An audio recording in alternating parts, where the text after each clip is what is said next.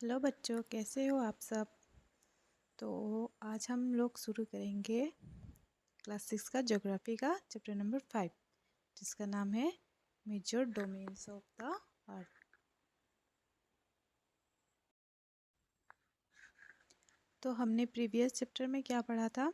हमने पढ़ा था मैप्स के बारे में, मोशन ऑफ अर्थ, उसके बाद लेटीट्यूड और लॉन्गिट्यूड के बारे में हमने पढ़ा था। ठीक है, तो हम आज अर्थ के बारे में पढ़ेंगे कि अर्थ में, हमारे अर्थ में क्या क्या पाए जाते हैं। ठीक है, तो चलिए शुरू करते हैं। Major domains of the earth. As you have read in the first chapter, the earth is the only planet which has life. तो हमने प्रीवियस चैप्टर में पढ़ा था कि अर्थ ही एक ऐसा प्लानट है जिसमें लाइफ है। हमारे पूरे सोलर सिस्टम में जितने भी प्लैनेट्स हैं उन सब में सिर्फ अर्थ ही एक ऐसा प्लानट है जिसमें लाइफ पॉसिबल है। ठीक है, human beings can live here because the life sustaining elements of land, water and air are present on the earth. तो ह्यूमन बींग्स हमारे अर्थ में रह सकते हैं क्योंकि यहाँ पे लाइफ सस्टेनिंग एलिमेंट्स है, जैसे कि लैंड है, यहाँ पे वाटर है और एयर है, जो हम लोग के लाइफ के लिए बहुत इम्पोर्टेंट है। ठीक है, the surface of the earth is a complex zone in which three main components of the environment meet, overlap and interact. तो हमारे जो अर्थ का सरफेस है, जो ऊपरी सतह है, वो एक कॉम्प्लेक्स जोन है, मतलब उसमें बहुत कुछ है। जैसे कि थ्री मेन कंपोनेंट्स है, जैसे हम लोग पढ़ते हैं। ठीक है, जो थ्री मेन कंपोनेंट्स है वो एक साथ मिलते हैं, ओवरलैप होते हैं और इंटरेक्ट करते हैं एक दूसरे से। ठीक है, the solid portion of the earth on which we live is called the lithosphere. और जो सॉलिड पोर्शन है उसको हम लोग क्या बोलते हैं? Lithosphere. The gases layers that surround the earth is the atmosphere. और जो गैसेस है, जो लिथोस्फीयर के ऊपर जो हमारे गैसेस है, हवा है, एयर है, तो उस एयर जिसमें प्रेजेंट है उसको हम लोग क्या बोलते हैं? एटमॉस्फेयर। ठीक है, where oxygen, nitrogen and carbon dioxide and other gases are found. जहाँ पे ऑक्सीजन, नाइट्रोजन, कार्बन डाइऑक्साइड या और अदर गैसेस जो हम लोग को सांस लेने में ज़रूरत है, जैसे कि ऑक्सीजन हमें सांस लेने के लिए बहुत ज़रूरी है। तो ये सब जो है गैसेस, ये सब एयर के कंपोनेंट्स है। तो ये हम कहाँ पे मिलते हैं? ये एटमॉस्फेयर पे। Water covers a very big area of the earth surface and this area is called the hydrosphere. और जो एरिया पे वाटर से कवर है उसको हम लोग क्या बोलते हैं? हाइड्रोस्फीयर। जैसे कि सी, उसके बाद रिवर, पॉन्ड, ये सब को हम क्या बोलते हैं? हाइड्रोस्फीयर। ठीक है, the hydrosphere comprises water in all it's form, that is ice, water and water vapour. तो हाइड्रोस्फीयर में ये सब भी इंक्लूड है, जैसे कि आइस भी इंक्लूडेड है, वाटर है, वाटर वेपर है। ठीक है, the biosphere is the narrow zone where we find land, water, air together which contain all forms of life. तो ये सब को मिला के, जैसे कि लिथोस्फीयर हो गया, एटमॉस्फेयर हो गया और हाइड्रोस्फीयर हो गया, ये तीनों को मिला के जो बनता है उसको हम लोग क्या बोलते हैं? बायोस्फीयर। ठीक है, अब चलो पढ़ते हैं लिथोस्फीयर के बारे में। जो लैंड फॉर्म है हमारे अर्थ के ऊपर, उसके बारे में हम पढ़ते हैं। Lithosphere, the solid portion of the earth is called the lithosphere. जो सॉलिड पोर्शन है हमारे अर्थ का, उसको हम लोग क्या बोलते हैं? लिथोस्फीयर। ठीक है, it comprises the rock of the earth's crust and the thin layers of soil that contain nutrient elements which sustain organism। तो इसमें हमें क्या क्या मिलता है? रॉक्स मिलता है, हाँ, पत्थर, उसके बाद thin layer of soil, soil का थिन लेयर भी पाया जाता है, जिसमें बहुत सारे न्यूट्रिएंट्स हमें मिलता है, जो एक ऑर्गेनिज्म को, जैसे एक जीव जंतुओं को जीने के लिए जो ज़रूरी होता है। ठीक है, there are two main divisions of the earth surface. Earth का सरफेस में दो पार्ट में डिवाइड होता है अर्थ का surface. The large land masses are known as continents. जो बड़े बड़े लैंड, बहुत सारे जो लैंड मास है, जहाँ उसको बोलते हैं हम कॉन्टिनेंट्स। और and the huge water bodies are called the ocean basins. और जहाँ पे बहुत ज़्यादा पानी से भरा रहता है ना, उसको हम लोग क्या बोलते हैं? ओशियन। एक हो गया कॉन्टिनेंट्स, एक हो गया ओशियन, ठीक है। All the oceans of the world are connected with one another. सब ओशियन एक दूसरे से कनेक्टेड है, जैसे अटलांटिक ओशियन हो गया, पैसिफिक ओशियन हो गया, ये सब एक दूसरे से कनेक्टेड है, ठीक है। Look at the map of the world, figure 5.1। Are all land masses connected with one another. तो यहाँ पे एक फिगर दिया हुआ है, figure 5.1।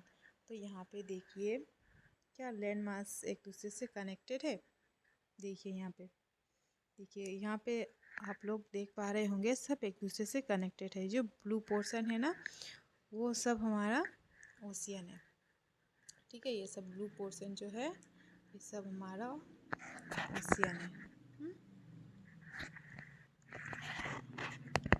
The level of sea water remains the same everywhere. जो लेवल है सी वाटर का वो सब माने हर एक जगह पे सेम रहता है।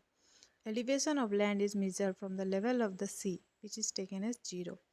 जो हम लैंड का जो मेजरमेंट लेते हैं वो पे सी का लेवल से हम लोग लेते हैं, ठीक है। सी के लेवल से हम लोग मेजरमेंट लेते हैं ऊपर तक, ठीक है।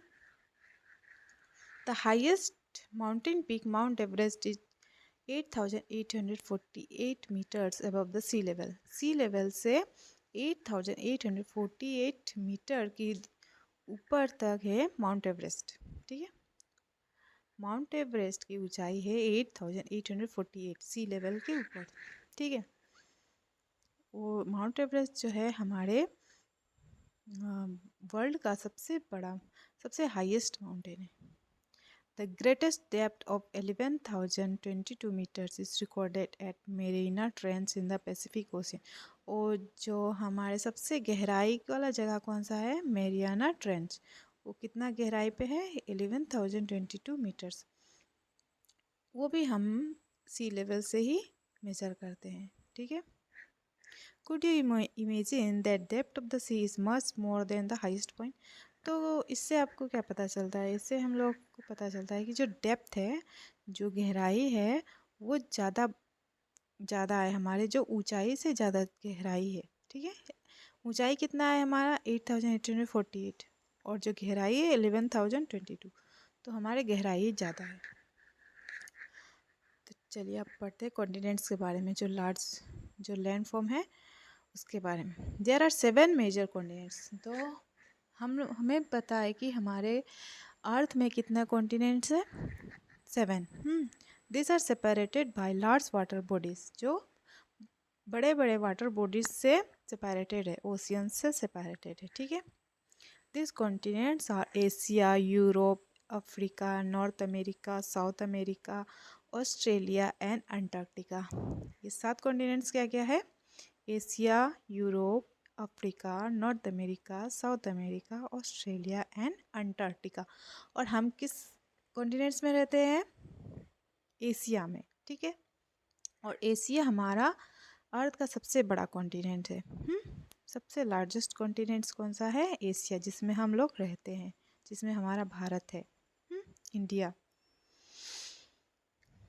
तो look at the map of the world, figure 5.1, and notice that the greater part of the land mass lies in the northern hemisphere. तो इस फिगर में देखिए जो ग्रेटर पार्ट है, जो लैंड मास का ग्रेटर पार्ट है, ये कौन सा साइड में है, नॉर्थ साइड में है। नॉर्थ मतलब ऊपर साइड में देखिए, ये जो है नॉर्थ साइड है, ये है south side.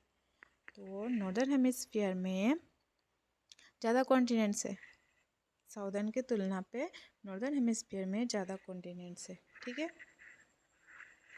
Asia is the largest continent. It covers about 1/3 of the total land area of the earth. हमारे अर्थ का जो 3 भाग का 1 भाग है वो है एशिया, ठीक है। The continent lies in the eastern hemisphere. तो हमारा एशिया कौन सा हेमिस्फीयर में है, ईस्टर्न, ठीक है, ईस्ट साइड का।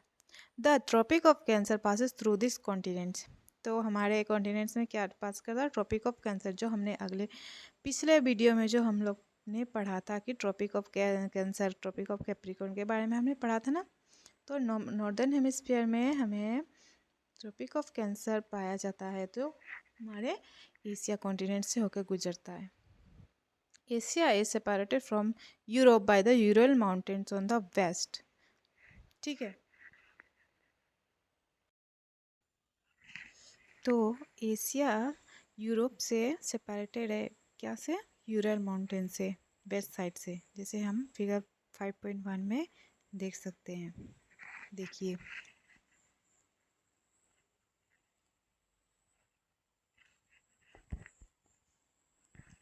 ये देखिए, ये हमारा एशिया है और ये है Europe.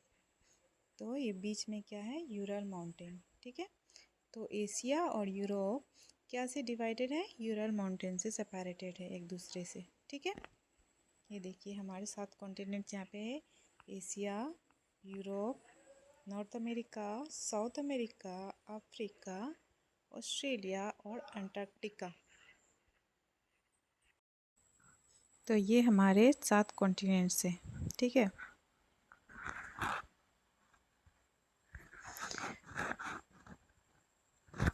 The combined land mass of Europe and Asia is called the Eurasia। और यूरोप और एशिया को मिलकर क्या हम लोग बोलते हैं? इसको Eurasia. Europe plus Asia, Eurasia. ठीक है, अब यूरोप के बारे में पढ़ते हैं। Europe is much smaller than Asia. Europe Asia से बहुत छोटा है। The continents lies to the west of Asia. तो ये कॉन्टिनेंट्स कहाँ हैं? यूरोप एशिया के वेस्ट साइड में है। ठीक है, the Arctic circle passes through it. तो यूरोप में कौन सा सर्कल पास करता है? Arctic circle. हमारे जो एशिया में क्या पास करता है? Tropic of Cancer. और यूरोप में क्या पास करता है? Arctic circle. It is bounded by water bodies on 3 side. तो यूरोप क्या है?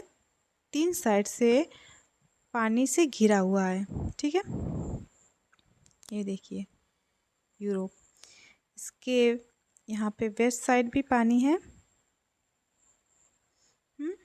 यहाँ पे भी पानी है, यहाँ पे भी पानी है, यहाँ पे भी, सिर्फ यहाँ पे भी पानी है। ठीक है, यहाँ पे भी ओशियन है।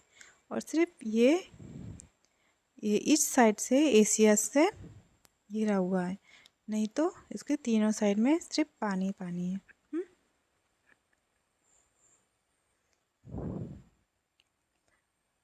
अब पढ़ते हैं अफ्रीका के बारे में। Africa is the second largest continent after Asia. Asia से छोटा है अफ्रीका, मतलब एशिया के बाद ही अफ्रीका है। अफ्रीका सेकेंड लार्जेस्ट है। द इक्वेटर और 0 degree latitude runs almost through the middle of the continent. तो इस कॉन्टिनेंट से क्या पास करता है? इक्वेटर। ठीक है, इक्वेटर को हम लोग क्या बोल सकते हैं? 0 degree latitude. A large part of Africa lies in the northern hemisphere.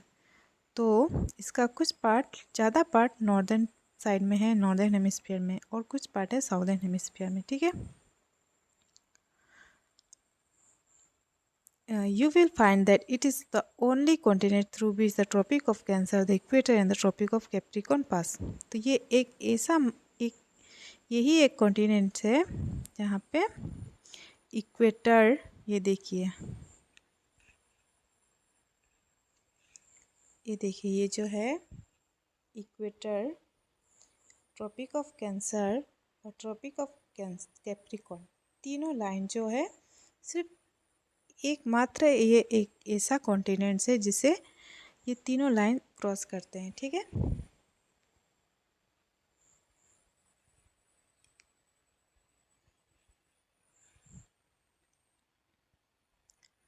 The Sahara desert, the world's largest hot desert, is located in Africa. जो सहारा डेजर्ट है, जो हमारे वर्ल्ड का सबसे बड़ा जो डेजर्ट है, हॉट डेजर्ट, वो कहाँ पाया जाता है? इसी कॉन्टिनेंट्स में, जो कि है अफ्रीका पे। The continent is bound on all sides by ocean and sea. ये कॉन्टिनेंट्स पूरे साइड से ओशियन और सी से घिरा हुआ है।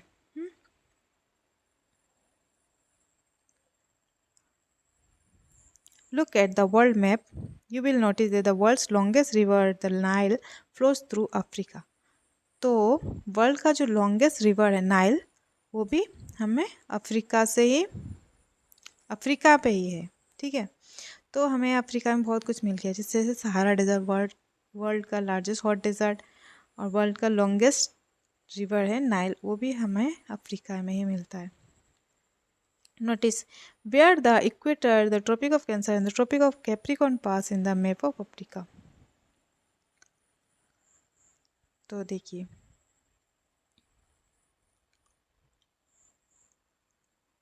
North America, North America is the third largest continent of the world. तो नॉर्थ अमेरिका क्या है? थर्ड लार्जेस्ट, अफ्रीका के बाद है north America. It is link to South America by a very narrow strip of land called isthmus of Panama. तो ये south America से link है एक छोटा सा लैंड से जिसका नाम है इस्थमस ऑफ पनामा। ये देख सकते हैं आप फिगर पे।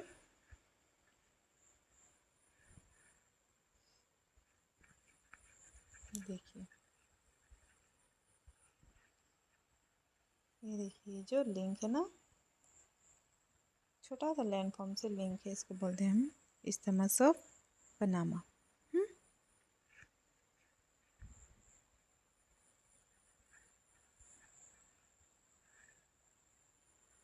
The continent lies completely in the northern and western hemisphere.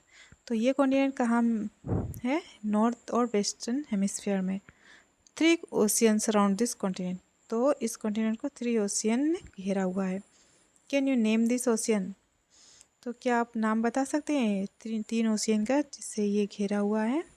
तो हम देखते हैं एक बार फिगर में। ये देखिए नॉर्थ अमेरिका है, यहाँ पे एक ओशियन है,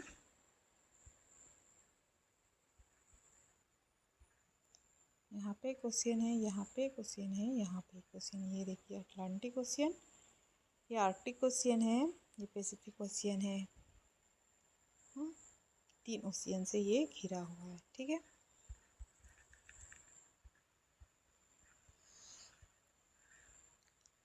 south America lies mostly in the southern hemisphere. तो साउथ अमेरिका कहाँ? जैसे कि हमें नाम से ही पता चलता है साउथ अमेरिका कहाँ पे हो सकता है? साउदर्न हेमिस्फीयर में। Which two oceans surround it on the east and the west. तो कौन सा 2 ओशियन है जो इससे ईस्ट और वेस्ट साइड से घेरे हुए हैं? तो वो देखते हैं, चलो। ये देखिए एक है पैसिफिक ओशियन, एक है साउदर्न ओशियन, या फिर अटलांटिक ओशियन भी। अटलांटिक ओशियन और पैसिफिक ओशियन है। ठीक है,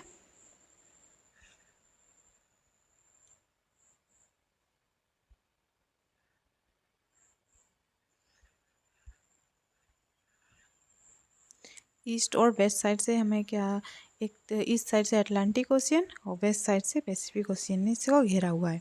the Andes world's longest mountain range runs through the length from north to south. जो एंडीज माउंटेन है सबसे जो वर्ल्ड्स लॉन्गेस्ट माउंटेन रेंज है वो इसी कॉन्टिनेंट से होकर गुजरता है। ठीक है, नॉर्थ से साउथ की तरफ। साउथ अमेरिका है the world's largest river the Amazon. World का जो सबसे बड़ा रिवर है अमेजन वो इसी कॉन्टिनेंट में है। तो अफ्रीका में हमें मिला था सबसे लॉन्गेस्ट रिवर, वर्ल्ड का लॉन्गेस्ट रिवर नाइल। और साउथ अमेरिका में क्या है? World's largest river. ठीक है, अब ऑस्ट्रेलिया के बारे में पढ़ते हैं। Australia is the smallest continent that lies entirely in the southern hemisphere. जो सबसे छोटा कॉन्टिनेंट है वो है ऑस्ट्रेलिया, जो कहाँ पे मिलता है? पूरा साउथ साइड में, साउदर्न हेमिस्फीयर में। ये देखिए, हाँ ये देखिए ऑस्ट्रेलिया है, साउथ साइड में, साउदर्न हेमिस्फीयर में है।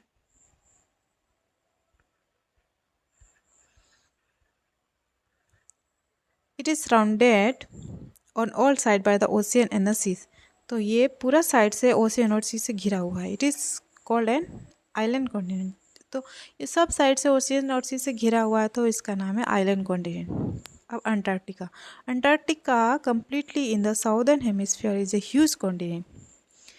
अंटार्कटिका जो है वो भी बहुत बड़ा कॉन्टिनेंट है, ये भी साउदर्न साइड में है। The south pole lies almost at the centre of this continent. तो साउथ पोल इसी कॉन्टिनेंट्स के पूरा सेंटर पे आता है। ठीक है, ये देखिए अंटार्कटिका, ये जो इस साइड में हमें हमारा क्या है? South pole. यहाँ पे ये पूरा मिडिल में पड़ता है साउथ पोल, अंटार्कटिका के मिडिल में पूरा। ठीक है,